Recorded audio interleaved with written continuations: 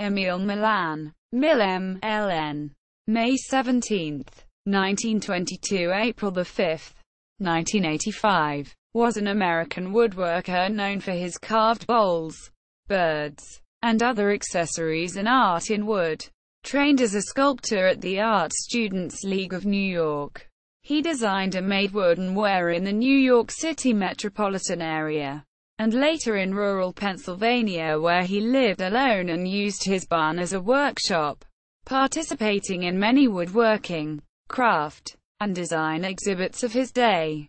His works are in the Smithsonian American Art Museum and Renwick Gallery, the Yale Art Gallery, the Center for Art in Wood, the Museum of Art and Design, and many private collections. Once prominent in mid-century modern design, Milan slipped into obscurity after his death. His legacy has been revived by an extensive biographical research project that has led to renewed interest in his life, work, and influence. Early life and education. Milan was born in Elizabeth, New Jersey and graduated from Abraham Clark High School in Roselle in 1940. He took up wood carving at an early age and learned shop skills from his father, who was an industrial welder. Attesting to his skill, one of his teachers paid him to carve a small wooden cow for her veterinarian brother. He enlisted in the U.S. Army in 1942, served as a military policeman in Europe during World War II, landing on Omaha Beach just after the invasion and advancing across France with the First Army. During that time, he continued occasional carving and produced provocative female figures for his fellow soldiers that he called 3D pin-ups. Quote, he was honorably discharged in Monmouth, NJ on November 17, 1945, supported by the GI Bill. He studied art and sculpture at the Art Students League of New York starting in 1946. Enrolling in classes taught by noted artists Will Barnett, José de Kreeft, William Zorich, and John Hovan. The sculpture courses focused on the tools and techniques of modern sculpture and on the human figure. Both de Kreeft and Zorich taught them new methods of direct carving, taille directe, and both produced stylized forms, particularly of women. De Kreeft also produced works in wood. Early career. After leaving the Art Students League in 1951, Milan continued carving figural works and what he called functional sculpture in wood, bowls, trays, spoons, and other accessories, at his parents' home in Roselle. During that time he met Myra and Stan Buckner, who were forming a new craft association called New Jersey Designer Craftsmen, and he began selling his works in the group's Christmas shows. The annual Christmas exhibition at the Newark Museum of Art was also a major sales outlet for Milan between 1953 and 1964. A cutting board with a scoop and a carved bowl made by Milan were selected for the landmark exhibit. Designer Craftsman, USA 1953. The exhibit toured the Brooklyn Museum, the Art Institute of Chicago, and the San Francisco Museum of Art from October 1953 through August 1954, then traveled throughout the United States for a year. In 1953, the Buckners partnered with David Kittredge to form a woodworking business called Buckridge Contemporary Design, located in Orange, NJ. Milan was the designer, set up and ran the shop, and supervised a small group of workers. The shop produced functional wooden tableware and decorative art in wood, notably stylized fish and birds. These works were sold in specialty shops and department stores in the New York City metropolitan area. Hammerkaschlemmer, for example, marketed a table-talk line of wooden ware crafted by Milan. Other retailers included Bonnier's, McCutcheon's, and Saks Fifth Avenue. Buckridge items were included in the model home displays of House Beautiful magazine that were shown at international exhibitions in 1955-56 in Paris, Milan, Barcelona, and Bari, Italy. A 1956 article in the New York Times by Home section editor Betty Peppers also featured objects produced at Buckridge. The business was disbanded by late 1959. In 1957, a carved tray and 2 spoons by Emil Milan appeared in the Design Wood exhibit at the Museum of Contemporary Craft, now Museum of Art and Design, in New York City. The 3 works were purchased by the American Craft Council for the museum's permanent collection. The May-June 1957 issue of the American Craft Council's magazine Craft Horizons had a feature article on Emil Milan, focusing on his tools and methods of work. Also in that issue, Milan's bird-shaped hors d'oeuvre server was featured in the Designer's Showcase section of the magazine. The then American Craftsmen's Council launched its traveling exhibit program in 1960 with a Communication in Craft exhibit focusing on wood and on fiber arts. 3 works by Milan were selected for the Craftsmanship in Wood display. The exhibit started at the Museum of Contemporary Crafts, NYC, January 8–February 15, 1960. Then traveled to museums, schools, and craft groups across the U.S. The exhibit included leading woodworkers of the day such as Wharton Esherick, Joyce and Edgar Anderson, Sam Maloof, Bob Stocksdale, and George Nakashima, as well as leading designers such as Charles Eames, James Prestini, and Tapio Workila. Gallery. Functional sculpture. Moved to rural Pennsylvania. In 1961, Milan bought a derelict dairy farm and moved to a rural setting near Thompson, Pennsylvania. He lived and worked there for the rest of his life. During this period he sold his works directly to customers from his workshop and through retail shops. 15 of his pieces were included in the exhibit entitled Craftsmanship Defined held at the Philadelphia Museum College of Art. March 13–April 18, 1964. A picture of Milan holding a large bowl he carved from African mahogany was on the cover of the Newark News Sunday magazine, January 9, 1966.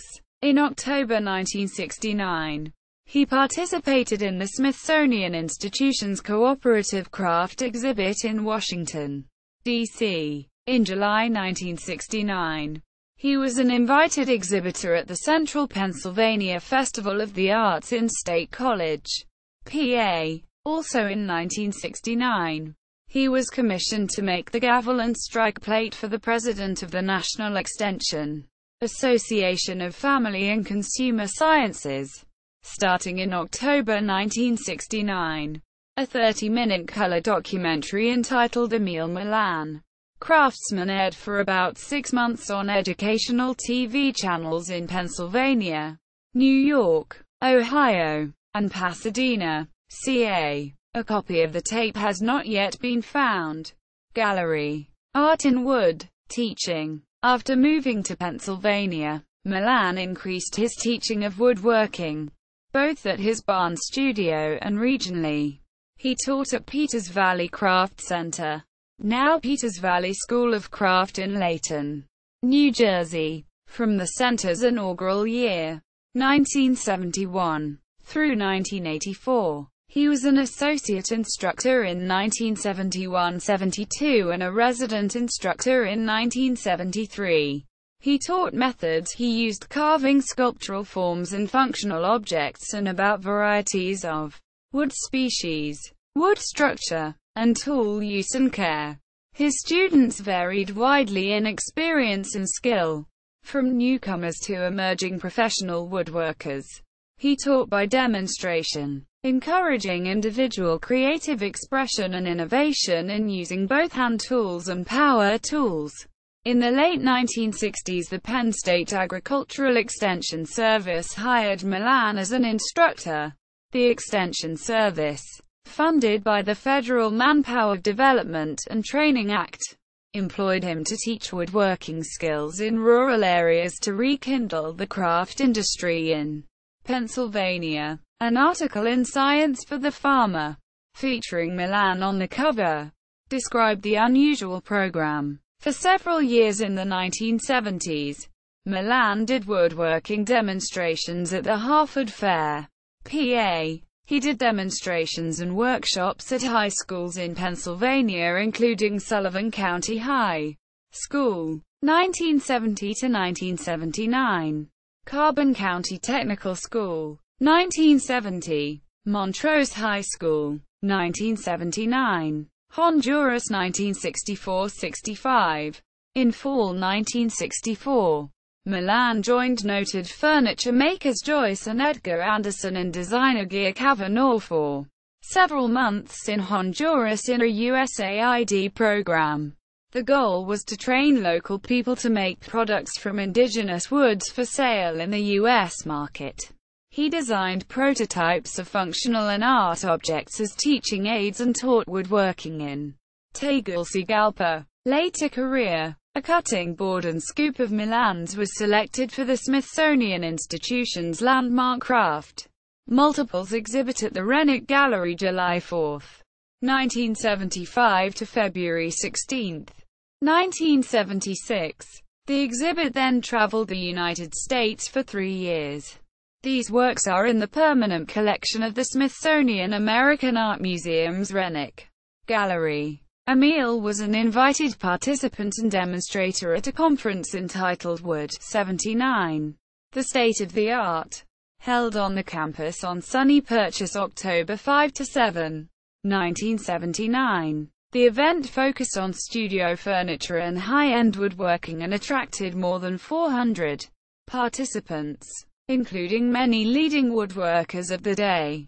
In August 1980, the only solo show of Emil Milan's work in his lifetime was held at Robert Stark's Susquehanna studio in Uniondale, PA. Use of wood and other materials. Throughout his career, Milan used a wide range of woods including domestic hardwoods such as maple, walnut, and black cherry, as well as exotic imported species such as zebrawood, paddock, cocobolo, bubinga, lapacho, and rosewood. Buckridge items made from imported woods commanded higher prices. He periodically capitalized on grain patterns, intensive figure, and contrasting heartwood and sapwood colors as design elements in his works.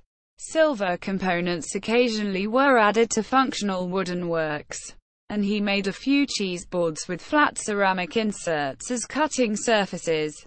He was frugal with wood and used scraps to make saleable functional and art objects. Cutouts from large bowl forms, for example, were used to make fish, birds, and abstract sculptures, and the remaining pieces were used to make small salt bowls and spoons. Gallery. Use of materials, tools and techniques.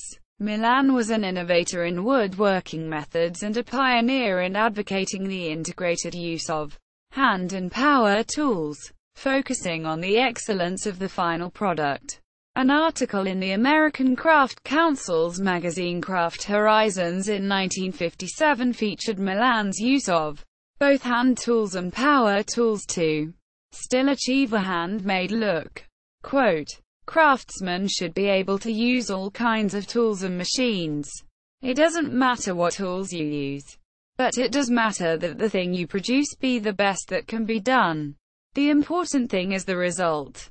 A sequence of pictures showed how he used a drill press to rapidly remove wood and side concave parts of bowls, trays, and spoons. He would then refine the roughed-out concave forms with a mallet and wood gouges, before power sanding with flexible disc attachments, thus using a power tool, hand tools, and then another power tool in rapid succession.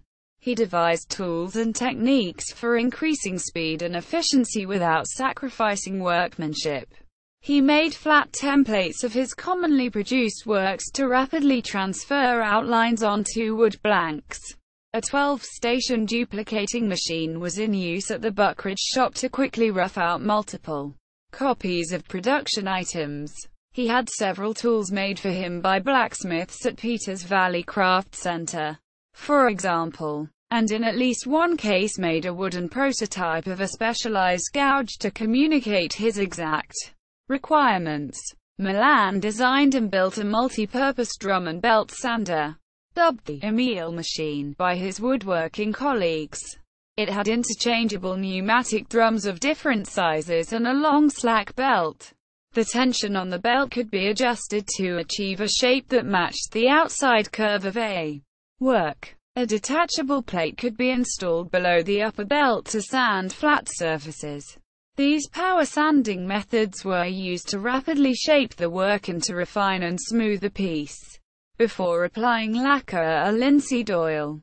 A crude slack belt sanding machine, possibly designed and built by Milan, was in use at the Buckridge shop in the 1950s. He routinely used the bandsaw as a carving tool, standing a slab up on edge and slicing off long thin curves of wood in closer and closer approximation of the final desired form.